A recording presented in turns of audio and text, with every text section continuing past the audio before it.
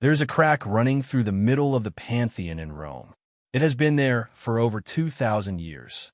And engineers today, with all their satellites and software and reinforced concrete, cannot explain why it has not collapsed. That crack is not a mistake. It is not neglect. It is the reason the building is still standing. And once you understand what that means, you will never look at the broken parts of your own life the same way again. Most people who visit Rome take a photo, post it, and move on. But a small group of structural engineers and historians have spent decades studying that building, and what they found buried inside it is something that should have changed how we build everything, how we live, how we make decisions, and why so many people feel like they're falling apart when they're actually in the middle of holding themselves together. Stay with me, because this goes much deeper than architecture. The Pantheon was built around 125 AD by the Emperor Hadrian.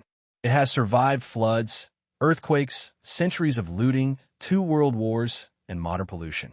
The dome at its center was the largest in the world for over 1,300 years. 1,300 years. The next time someone builds something that dominant, let's talk. But here's what nobody tells you in school. The Romans did not fully understand why their own building worked. They mixed concrete, stacked stone, carved niches into the walls, and used an oculus, an open hole at the top of the dome, that lets in rain, wind, and direct sunlight every single day. By modern logic, an open hole in the ceiling of a structural dome should weaken it. The rain alone should have caused damage centuries ago. But instead, the oculus redistributes stress across the dome in a way that actually stabilizes the entire structure. The flaw is the feature. This is where most people stop listening because it sounds like a metaphor. It sounds like something someone would put on a motivational poster. But this is not motivation. This is engineering. And the same principle shows up everywhere once you start looking. There is a technique in Japanese pottery called kintsugi. When a bowl cracks, instead of hiding the break or throwing it away, the craftsman fills the crack with gold. The broken bowl becomes more valuable than it was before it broke, not despite the crack, but because of it. The crack is now the story. The crack is now the proof that this object has lived. You probably already feel where this is going. Think about the places you have avoided traveling to because you feel like you need to get your life together first. Think about the trip you have been postponing because the timing is not right, the money is not there, the job is not stable, the relationship is unclear. Think about how many times you have told yourself you will start living differently once things feel less broken. The Romans did not wait for perfect conditions. Hadrian built the Pantheon during a period of enormous political tension, supply chain disruptions, and architectural uncertainty. They had no computer modeling. They did not know exactly what they were doing. They built anyway, using the best materials available, accepting that some of it would crack, and designing the structure so that when it did crack, it would only get stronger. Now, let's talk about what this actually means for how you move through the world.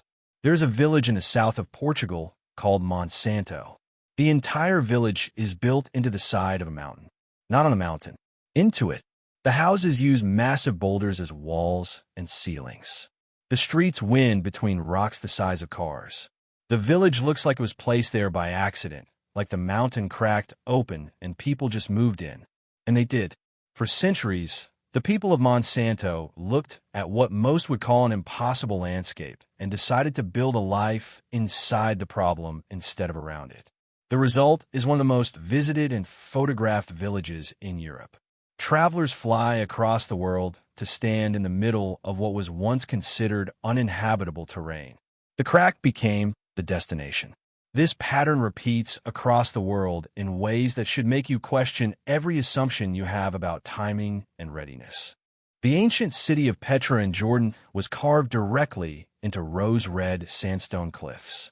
The builders did not clear the rock. They worked with it, cut into it, shaped it, and created a city that 2,000 years later draws over 1 million visitors a year. The imperfection of the landscape is the reason people come. If it had been built on flat, open ground, it would look like any other ruin. The canal city of Venice was built on a muddy lagoon that everyone at the time believed was structurally unsound. Engineers warned it would sink. It did sink, slowly, over centuries. And today, The sinking itself is part of the story. People travel thousands of miles to walk through a city that is technically losing a fight with the sea, and they find it the most beautiful place they have ever seen. Now ask yourself a serious question. How much of your life have you been treating like flat, open ground, waiting to build on it once it's cleared, once it is stable, once the conditions are right? How many experiences have you delayed because the landscape felt wrong? The engineers who study the Pantheon have concluded something remarkable. The concrete the Romans used, called opus cementitium, actually gets stronger over time when exposed to seawater. Modern concrete weakens. Roman concrete, which was considered inferior and primitive by later civilizations, was outperforming everything built after it.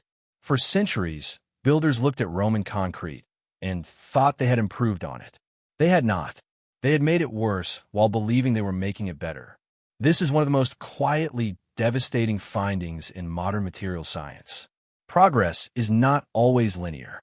Sometimes the older, rougher, less refined version of a thing is the one that actually lasts. Think about the older version of yourself, the one before the plans, before the pressure, before you started waiting for the right moment. That version of you probably moved more freely, took more detours, said yes to things that did not make complete sense. That version of you is not broken. That version was Roman concrete. Messy, imprecise, and built to last. There's a travel principle that experienced nomads talk about, but rarely explain clearly. They call it productive discomfort. It is the idea that the trips that reshape you are never the comfortable ones. The reshaping happens in the detour, in the delayed flight that strands you in a city you had never planned to visit, in the hostile conversation you almost did not have, in the meal you ordered by pointing at something on a menu you could not read. The crack in the plan is usually where the story starts. If you have been waiting to feel ready, consider that the Pantheon has been standing for 2,000 years with an open hole in the ceiling and a crack in the wall, and it is still the most perfectly preserved ancient building on Earth. Readiness was never the point. The design was the point. Building something that could absorb the damage and keep standing, that was the point. You do not need a perfect life before you start living it differently. You need a structure that can hold the weight of the imperfect version, the version with the crack, with the open ceiling, with the flaw running through the middle of it. The engineers are still studying that building. After 2,000 years, it is still teaching.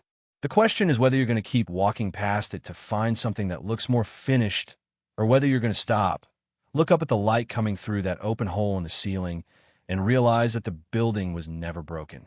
It was designed exactly this way. And here is what makes that realization so uncomfortable.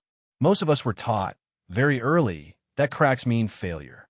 A cracked foundation means the house is unsafe. A cracked screen means the phone needs replacing. A cracked plan means you were not prepared enough. We inherited a way of seeing the world where damage equals defeat, where imperfection signals the end of something rather than the beginning of its most interesting chapter. But the Pantheon does not care about that framework. Neither does the Great Wall of China, which was never one continuous wall, but a series of disconnected sections built by different dynasties over different centuries using different materials and different methods. Some parts are brick, some are stone, some are packed earth. Some sections have completely collapsed, and yet we call it one of the greatest human achievements in history. We call it a wonder of the world, not because it is perfect, because it is persistent, because it kept going in whatever form was available across whatever terrain existed, regardless of whether it connected cleanly to what came before. That is the wall most people do not tell you about. Persistence dressed in imperfection, stretching across thousands of miles of mountain and desert, built by people who never met each other and never agreed on a single method, and it still stands as a symbol of what human intention looks like when it refuses to stop. Now bring that image back to your own life for a moment. The dream you have been carrying, whether that is a year abroad, a slow travel through West Africa, a move to a coastal town in Portugal, a sabbatical that everyone around you thinks is irresponsible. That dream is not disqualified because your current circumstances look patchy and disconnected. You are not a failed structure. You're a wall still being built. There's a place in northern Iceland called Húsavík. is a tiny fishing town of roughly 2,000 people. No major attractions, no luxury hotels, no Instagram-famous landmarks. For decades, the economy was shrinking and young people were leaving. The town looked, by every conventional metric, like it was finishing rather than starting. Then the town leaned into the one thing it had that nobody else could replicate. The surrounding waters are one of the best places on Earth to watch humpback whales. Not because someone developed it, not because a tourism board arrived with a strategy, because the crack in the landscape, the cold water, the geography, the very reason the town had struggled economically, turn out to be the rarest thing in the world. Husavik is now considered the whale watching capital of Europe. People fly in from over 40 countries specifically to stand on a small wooden boat in freezing water and watch something enormous and ancient surface beside them. The struggling fishing town did not fix its problems. It followed them to their source and found the gift inside the difficulty. This is not a coincidence. This is a pattern so consistent across history and geography that once you start seeing it, you cannot unsee it. The Dead Sea is so salty that almost nothing can survive in it. For centuries, it was considered a dead zone, useless, eerie, avoided. Today, people travel from every corner of the world specifically to float in it, to cover themselves in its mineral-rich mud, to experience the strange sensation of water so dense it will not let you sink. The death in its name became the destination. The Atacama Desert in Chile is the driest, non-polar desert on Earth. Some areas have not recorded measurable rainfall in recorded history. It should be a place people avoid. Instead, it has become one of the most sought-after destinations for stargazers, photographers, and anyone looking to understand what silence truly feels like. The harshest landscape in the hemisphere draws people precisely because of how extreme it is, not despite it. Every single one of these places was, at some point, considered a problem to be solved. Every single one became remarkable the moment someone stopped trying to fix it and started paying attention to what it actually was. You know that version of your life you've been waiting to arrive at, the one where everything is aligned, where the finances make sense, where the timing feels right, where you finally feel like you have earned the experience you want. That version is not coming before the trip. That version is built during it. The alignment you're waiting for is the thing you were supposed to go find, not the prerequisite for going. There's a phrase in Swahili, spoken across East Africa, that does not translate cleanly into English. The closest version is this: the traveler sees what the local has stopped seeing. It speaks to the way familiarity narrows vision. When you're in the same landscape every day, your brain begins to edit out the details. It becomes efficient. It stops wondering. It starts assuming. And the world gets smaller, not because it actually gets smaller, but because you have stopped giving it permission to surprise you. Travel, even imperfect travel, even the kind done on a budget with a cracked plan and no clear itinerary, does something to the brain that nothing else replicates. It forces the detail editing process to shut down. Suddenly everything is new information. The signs you cannot read, the food you cannot name, the street sounds that do not match anything in your memory. Your brain comes back online, fully, in a way that sitting in the same chair, in the same city, in the same routine, simply cannot reproduce. This is not a lifestyle opinion. This is neuroscience. Novelty activates the hippocampus. New environments stimulate dopamine pathways. The brain, when placed in unfamiliar territory, physically restructures itself to absorb and retain new information. People who travel regularly do not just feel different. They think differently. The structure of their thinking changes because the structure of their experience changed. The Romans knew something about this too, even if they could not explain it in those terms.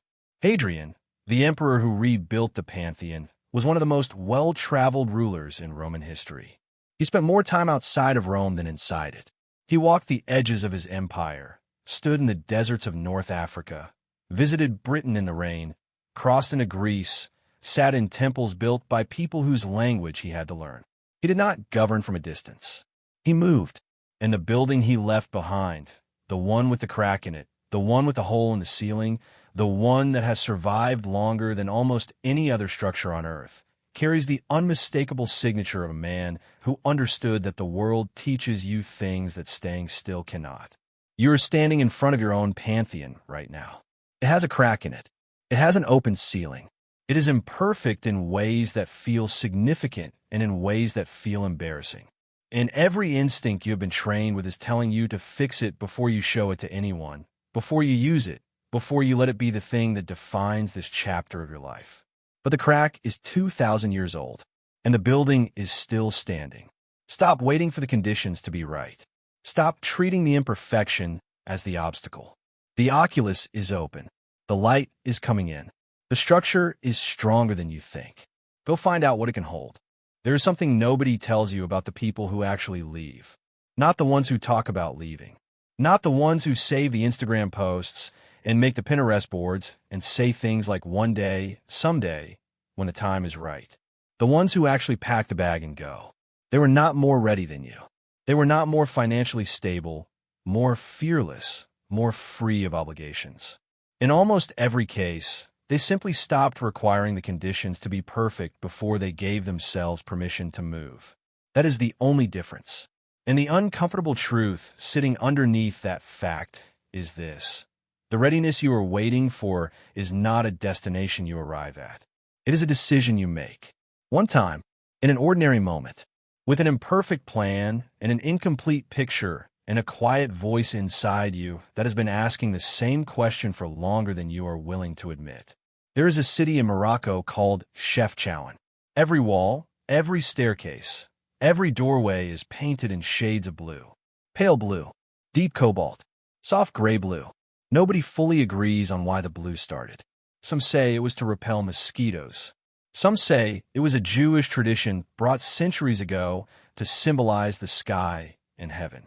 Some say it was a tourism strategy that evolved organically. The honest answer is that nobody knows exactly.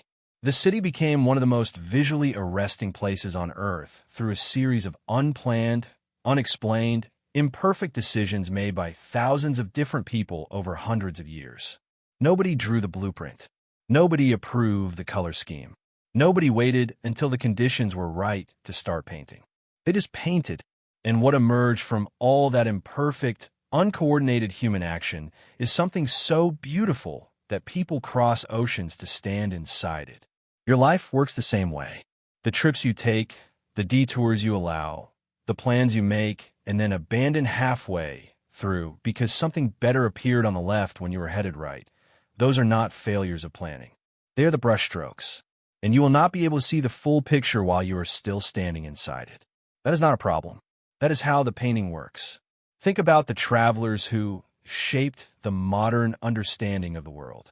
Ibn Battuta, the Moroccan explorer born in 1304, covered approximately 75,000 miles across Africa, the Middle East, South Asia, Central Asia, Southeast Asia, and China. He did not have GPS. He did not have a return ticket. He did not have a gap year budget or a travel credit card with no foreign transaction fees. He had curiosity and willingness and the radical decision to keep moving when everything around him was uncertain. He was robbed. He was shipwrecked. He was caught in wars and political upheavals in countries whose languages he was still learning. He lost companions. He got sick. He made decisions that, by any conventional risk assessment, should have ended badly. And he came back with a document so rich, so detailed, so full of lived texture that historians still use it as a primary source 700 years later. The mess was the method. Now here is the part that should stay with you long after this video ends. Every ancient structure still standing today, every city built into a mountain, every canal town sinking slowly into the sea, every desert that became a destination, every crack filled with gold, every open hole in a dome that should have weakened it, but instead made it eternal, every single one of them has something in common. They were built by people who did not have the full picture. They were built by people working with incomplete knowledge, imperfect materials, uncertain outcomes, and no guarantee that what they were making would survive. They built anyway. They committed to the structure even when they could not see the end of it. And the ones that lasted were not the ones built under perfect conditions.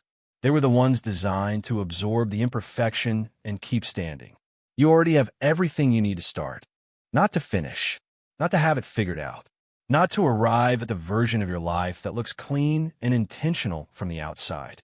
Just to start, to take the trip with the incomplete budget, to book the ticket before the plan is fully formed, to say yes to the detour before you know where it leads. The Pantheon has been standing for 2,000 years with a crack in the wall and a hole in the ceiling and rain falling directly onto the floor inside it. And every single day, people walk through the doors and look up, and they feel something they cannot fully put into words. That feeling is available to you, but only if you walk through the door.